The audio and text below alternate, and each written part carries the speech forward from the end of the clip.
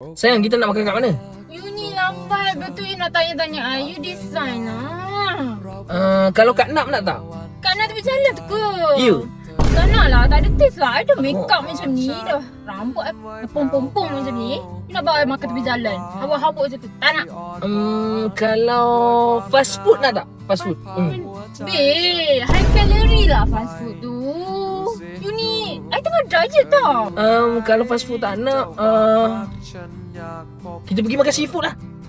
Oh my god. I allergic seafood. You tak ingat I kalau makan ketam, I makan udang, I mati. You nak bunuh I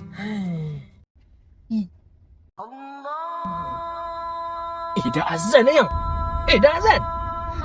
Tengok tu dah azan dah. You ni punya salah tau. Kita tak sampai lagi kat kedai. Pergi mana tak tahu. You nak makan apa semua. You tak tahu. You nak I decide juga. You yang ajak I dating. You yang ajak I pergi makan. You tak tahu nak decide apa. Lepas tu you nak kahwin tak tahu bila. Mak I dah tanya macam-macam tau. You ni macam-macam lah. Lelaki P14 macam ni Daripada dengar you membebek kan, nasib baiklah I ada bawa benda ni. Kalau tidak sampai ke subuh esok lah I tak akan buka puasa. Entahlah you ni. Baik I buka puasa dengan benda ni lah, senang. Aduh, daripada dengar you membebek tiap-tiap hari macam ni.